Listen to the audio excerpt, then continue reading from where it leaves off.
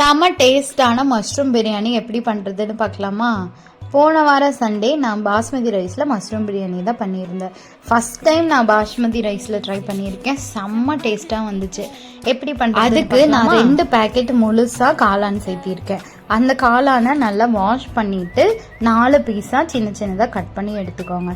எடுத்ததுக்கப்புறமா தேவையானது தக்காளி, 4 பழுத்த தக்காளி, 2 பெரிய வெங்காயம், கொஞ்சமா புதினா, 4 பச்சை மிளகாய், இதெல்லாம் கட் பண்ணிட்டு குக்கரை வச்சுட்டு ஆயில் அதிகமாகவே சேர்த்திக்கோங்க. ஏன்னா பிரியாணினாவே ஆயில் இருந்தாதான் நல்லா இருக்கும்.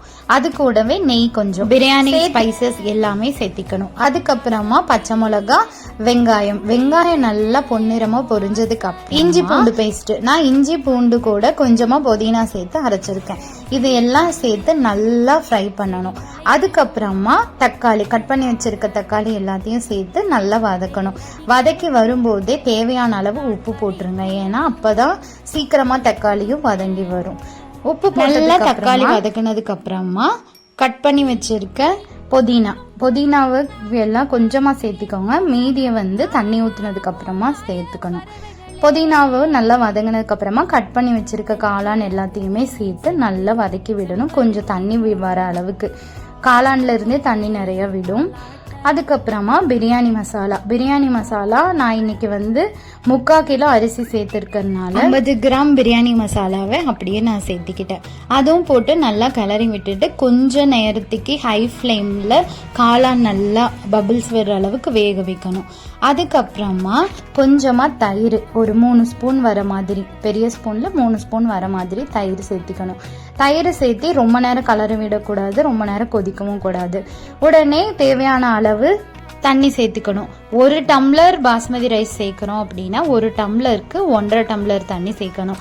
அந்த மாதிரி இன்னைக்கு நான் 3/4 படி சேர்த்திருக்கனால அதே அளவுல, எந்த அளவுல அரிசி அளக்குறீங்களோ அதே படியிலேயே தான் தண்ணியும் அளந்து ஊற்றணும். 1 டம்ளருக்கு 1.5 டம்ளர் அளவுக்கு தண்ணி ஊற்றிட்டு அரிசி, நான் பிரியாணி தாளிக்கிறப்பவே அரிசியை கழுவி கொஞ்ச நேரம் அரிசியையும் சேர்த்துட்டு மூழ்கிற அளவுக்கு தண்ணி இருக்கான்னு மட்டும் செக் பண்ணிட்டு ரொம்ப நேரம் கிளறிடக்கூடாது.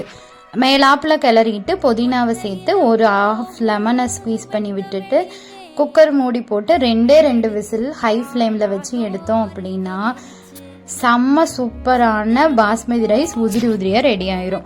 அந்த குக்கர் விசில் அடங்கிறது கேப்ல நம்ம தயிர் பச்சடியும் ரெடி பண்ணி வச்சிட்டோம் அப்படின்னா ஈஸியா இருக்கும். குக்கர் விசில் ஆறுனதுக்கு அப்புறமா நல்லா கிளறி விடணும். ரொம்ப நிறைய போட்டு கிளறிடக்கூடாது. கொஞ்சம் பெரிய கரண்டியா எடுத்து உதிரியா வர மாதிரி மேலாப்புல அந்த மசால் இறங்குற மாதிரி மெதுவாக கிளறி விடணும். செம்ம சூப்பராக வந்துச்சு. எனக்கே சர்ப்ரைசிங்காக இருந்துச்சு. ஃபர்ஸ்ட் டைம் ட்ரை பண்ணதில் இவ்வளோ சூப்பராக வந்திருக்கு அப்படின்னு சொல்லிட்டு நீங்களும் இதே மாதிரி மெஷர்மெண்ட்டில் ட்ரை பண்ணி பாருங்கள். செமையாக பிரியாணி தயிர் பச்சடியோடு வச்சு சாப்பிடும்போது சூப்பராக இருந்துச்சு.